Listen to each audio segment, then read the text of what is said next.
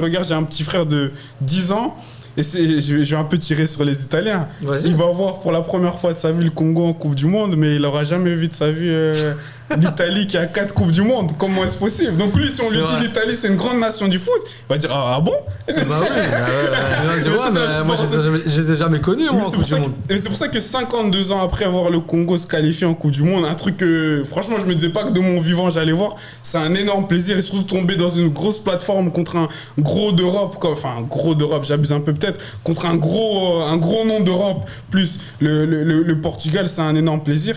J'étais hypé, je me disais qu'on peut aller chercher nul parce que notre grosse force avec le Congo, c'est notre solidité défensive, c'est qu'on n'encaisse pas beaucoup, c'est qu'on défend dur. Même quand on a joué contre le Sénégal, c'était des 1-1. Quand on perd contre l'Algérie, c'est 1-0, mais dans les prolongations. Voilà, notre gros défaut, notre gros problème, c'est que devant, on marque pas. Devant, on concrétise pas. La plupart de nos buts, sur tous nos matchs de qualification, c'est toujours des limites des défenseurs qui marquent en fait. Ouais. Et niveau offensif, du coup, il y a un manque de qualité, il y a un manque de réalisme de la part de nos attaquants. Bakambu, Yohan Wissa, qui a pas beaucoup joué malheureusement cette saison avec Newcastle, avec son transfert. Donc c'est là où j'ai peur que contre le Portugal, ça passera pas. Parce que là où, par exemple, ce que l'Égypte a fait contre la Belgique, ou sur leur occasion, ils ont marqué.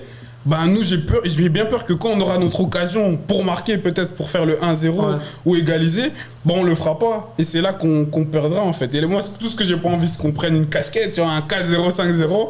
Mais je pense qu'avec notre solidité défensive, on peut tenir, mais que malheureusement, on perdra. Je suis désolé de pas être très encourageant pour les fans congolais qui sont là, mais réalistiquement, je ne vois pas gagner. Surtout avec notre match de préparation récemment là qu'on a fait contre le Chili. Désolé, je suis beaucoup sur les matchs de préparation, mais parce que pour moi, c'est tellement important.